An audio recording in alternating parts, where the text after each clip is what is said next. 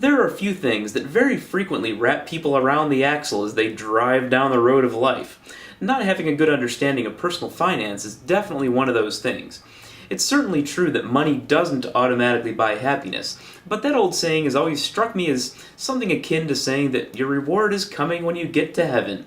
It seems like an excuse to make people feel like it's perfectly fine and normal to suffer due to ignorance about a subject that can profoundly affect your length and quality of life, especially if you're dealing with the version of capitalism that we practice in the United States. I think I'm about sick to death of politics at this point, and I'm sure many of you in the Crocodile Army are as well. But since so many Republicans are still going on and on about class warfare against the rich and so-called handouts, let me make it clear how I feel about wealth in general. Mrs. Zaunstar and I are both very successful. We're not quite one-percenters, but I would feel no particular shame or self-loathing if we were. I have absolutely no problem with people accumulating wealth legally, even by the millions. To be sure, there are some professions or methods that are not very impressive to me. The cast of Jersey Shore comes to mind there, but I don't want to waste a second being bitter about anyone else's fortunes, providing they're not taking unfair advantage of people in the process. In fact, my only requirements for me never complaining about your fortune is that you're not complaining about your taxes, and you're not using your wealth to manipulate the laws in favor of the very wealthy at the expense of the rest of us, like this guy you may still remember. Corporations are people, my friend. To expand on this concept of bitterness, remember too that public employees do work just like private sector employees do. I've worked on both sides of that fence, and I can assure you that it's all still work.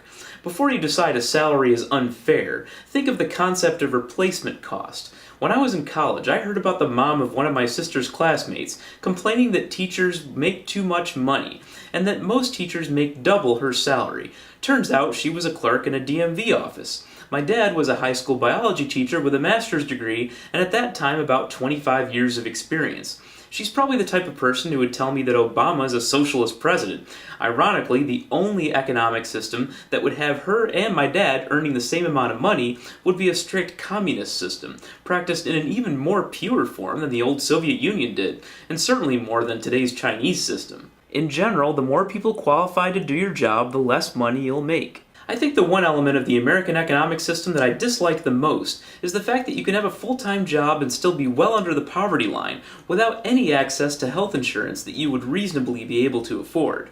Employers like Walmart and many others are allowed to do this, and then everyone else picks up the tab for government services for the millions of full-time employees in the working poor category, while the executives at these companies laugh all the way to the bank, all the while lobbying for more corporate tax breaks and entitlement reform so that they can afford to employ even more people who will still be under the poverty line after getting a job.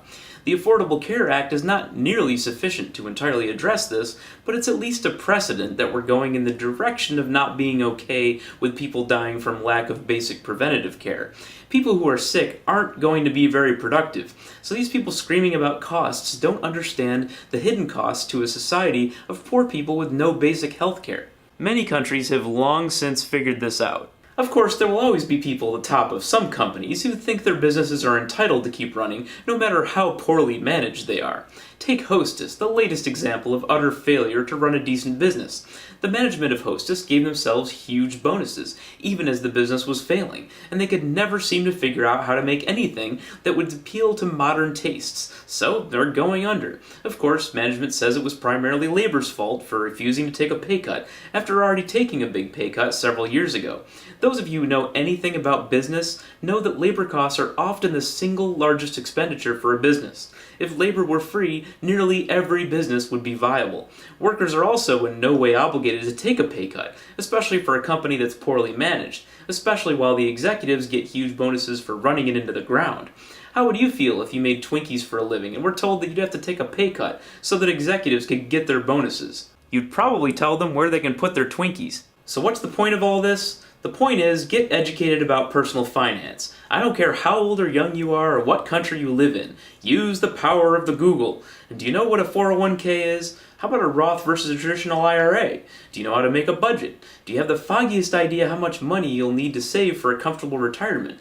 I'll put some resources in the info bar so you can find out for yourself. You should never conflate money with happiness, true, but you should never let that stop you from researching and being sure that you're making the right decisions.